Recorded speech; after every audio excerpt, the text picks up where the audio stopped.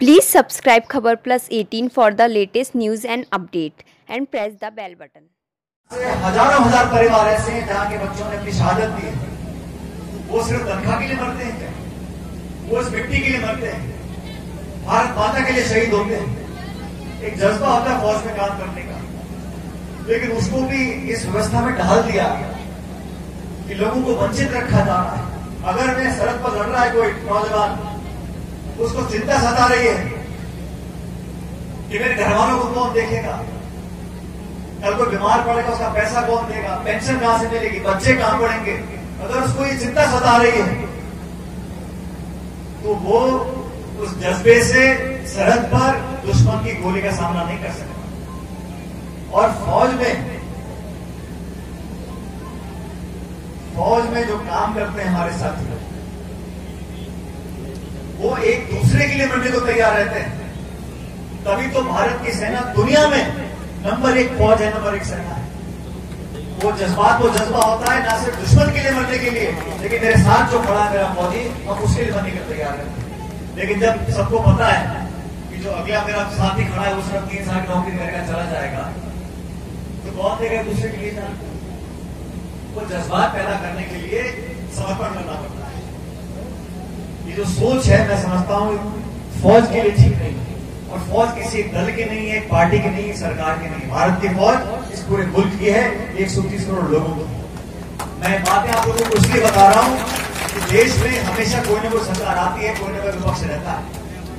हम लोग ने सरकार बहुत साल चलाई, हो सकता है कुछ कमियां भी हों, लेकिन इस प्रकार से खिलवाड़ कर लेना ये देश के लिए मैं समझता हूं सही नहीं है। हमको सवाल पूछना चाहिए, लेकिन सवाल पूछो संसद के अंदर तो सांसदों को निलंबित कर दिया जाता है। कोई पत्रकार कुछ लिख दे, उसको जेल में बंद कर दिया जाता है। और तमाम विरोधियों को सरकार के खिलाफ कोई आवाज बोल दे तो उस पर छापे पड़ेंगे, पुलिस के मुकदमे होंगे, ईडी भी आएगी, टैक्स भी आएगा। और आप देखो पिछले 7-8 सालों में केंद्र की सरकार ने अगर किसी को तंग करने का काम किया है, किसी पे छापेमारी करी है, किसी को बदनाम करने का काम किया है, तो सिर्फ विपक्ष के लोग जो सत्ताधारी दल में बैठा है उस पर कोई मुकदमा नहीं, कोई तहकीकात नहीं, कोई पुलिस केस नहीं, कोई छापे नहीं, कोई नोटिस नहीं। और अगर कोई सत्ता के पास चला जाए तो उस पर गंगाजल छिड़क देते हैं, बिल्कुल शुद्ध हो जाता है। इस प्रकार की मानसिकता से काम हो रहा है। हम सब जागरूक लोग हैं, आपके बीच में हमेशा हम लोग मौजूद रहेंगे, और भी हम काम करेंगे, लेकिन राजनीतिक दृष्टिकोण से हमें जागरूक रहने की जरूरत है। और आप लोगों को चयन करना पड़ेगा अपने और पराये में, और कौन हम लोगों को मीठी मीठी बातें बोलकर, बड़े बड़े सपने दिखाकर, लचीले भाषण देकर हमसे वोट ले जाते हैं, और धरातल पर कौन हमारे लिए काम कर रहा है। हमारी गांव ढाणी में हमारा पीने का पानी हो, सिंचाई हो, चिकित्सा हो, स्वास्थ्य हो, सड़कें हो, स्कूल हो, कमरे हो, ये सब हमारे लिए कौन कर रहा है, और कौन सिर्फ बातें बड़ी बड़ी कर हमारा वोट लेकर चला जाता है। क्योंकि समय एक सा नहीं रहता, और किसी को ये सोचना नहीं चाहिए कि पूरे देश की जनता का वोट हमारी जेब में हमेशा के लिए पड़ा है। यहाँ के लोग बहुत समझदार हैं। मैं ये उम्मीद आपसे भी करता हूँ कि इस क्षेत्र में हम लोगों ने आपके बीच में जो काम किया आपके सामने है, लेकिन हमें आपस में एकजुटता बनाए रखनी है। प्रेम, मोहब्बत, प्यार, भाईचारे से आने वाले समय को तय करना है, और आपके हर दुख सुख में हम लोग शामिल रहेंगे। और मुझे खुशी है कि आज आपके बीच हमने इस कार्यक्रम की शुरुआत यहाँ पर आज की है। जैसे मैंने कहा, आज से ठीक 10 महीने बाद जब ये काम पूरा हो जाएगा तो दोबारा आपके बीच में यहाँ पर आकर इस काम का स्वागत भी करेंगे।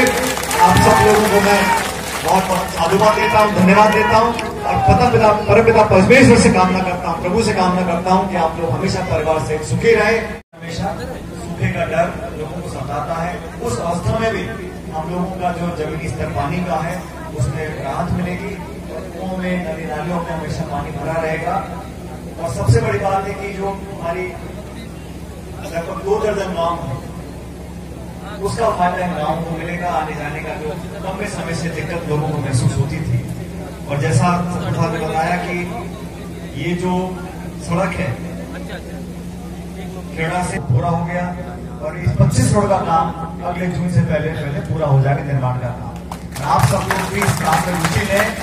काम की गुणवत्ता और काम की गति को अधिकारी भी देखेंगे, प्रशासन भी देखेगा, हम भी देखेंगे, लेकिन आप लोग कृपया करके निगरानी रखें कि कल इसी कॉजवे पर चलकर इस कार्यक्रम को हम लोग संबोधित करेंगे आज से ठीक 10 महीने के बाद।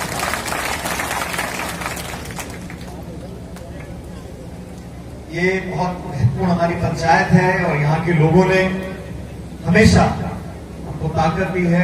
मैं यहाँ विधायक नहीं था, उससे पहले भी यहाँ के तमाम लोगों ने, गांव के ग्रामीण क्षेत्र के लोगों ने बहुत संबल दिया, बहुत ताकत दी और पार्टी को बहुत मजबूती दी। जब हम विपक्ष में थे, राजस्थान की सरकार में, यहाँ बीजेपी का शासन था, तब भी जब हम लोगों ने आपसे मदद मांगी, समर्थन मांगा, 36 कौम के लोगों ने बढ़ चढ़कर मुझे ताकत दी। मैं प्रदेश का अध्यक्ष था, उस समय आप लोगों ने पूरी हिम्मत के साथ हमारे संगठन को, हमारे लोगों को आपने मदद करने का काम किया। यहाँ पर ये निर्मित होने वाले उप स्वास्थ्य केंद्र के लिए 40 लाख रुपए का काम यहाँ पर आज चालू होगा और 3 है, 40 और ये 25 लाख कंप्लीट से बना होगा। देश में, प्रदेश में महंगाई के क्या हाल है, रोजगार के क्या हालात है, उद्योग के क्या हालात है। 7-8 साल पहले कहा गया था कि देश में महंगाई को खत्म कर देंगे, काले धन को समाप्त कर देंगे, हर साल 2 करोड़ रोजगार लोगों को देंगे, हर व्यक्ति के खाते में 15 लाख रुपए जमा करा देंगे। ना तो काला धन खत्म हुआ, ना बेरोजगारी खत्म हुई, महंगाई जरूर आसमान छू रही है। आज गैस का सिलेंडर 1100 रुपए का बिक रहा है, पेट्रोल डीजल के दाम आसमान छू रहे और निवेश हो, उद्योग लगे, लोगों को रोजगार मिले, इस तरफ ध्यान केंद्र सरकार का तो बिल्कुल है नहीं। जिस तरह की राजनीति की जा रही है, लोगों को, मध्यम वर्गों को और खासकर किसानों को, जो लोग इस देश का पेट पालते हैं, उन किसान परिवारों को आज जो मदद, सहायता, सहयोग मिलनी चाहिए, उसके विपरीत काम हो रहा है। हम सब जानते हैं कि किसानों के खिलाफ जो कथित रूप से 3 कानून बनाए गए थे, उनका क्या हल रहा। एक लंबे अरसे तक आंदोलन चला, वो 3 काले कानून केंद्र सरकार ने बनाए थे और तब सरकार में बैठे लोगों ने कहा कि ये कानून किसानों की भलाई के लिए बनाए हैं, गांव-गांव जाकर प्रचार करो कि ये कानून क्यों बने। हमने कहा मंडियां बंद हो जाएंगी, एमएसपी पर खरीद नहीं होगी और केंद्र सरकार ने पाबंद किया हुआ राज्य सरकारों को कि फसल पर कोई राज्य सरकार बोनस नहीं दे सकती। पहले 150 रुपए का बोनस राज्य सरकारें दिया करती थी, हम सबको मालूम है। बोनस बंद हो गया, समर्थन मूल्य पर खरीद नहीं हो रही, मंडियों के बजाय लोग जो बिचौलिए हैं वो मुनाफा कमा रहे हैं। सिंचाई के साधन बढ़ाने की तरफ कोई सरकार ने काम नहीं किया। ऐसी व्यवस्था को चुनौती देने का काम सिर्फ एक दल, एक पार्टी का नहीं है। हम सबको सोचना पड़ेगा कितना बड़ा है देश, इतनी उम्मीदें लोगों को, इतनी प्रतिभाएं हमारे अंदर है, तो आगे बढ़ने के लिए हम लोगों को जो ग्रामीण क्षेत्र की व्यवस्था को मजबूत करने की तरफ बढ़ना चाहिए था। Please subscribe Khabar Plus 18 for latest news and updates.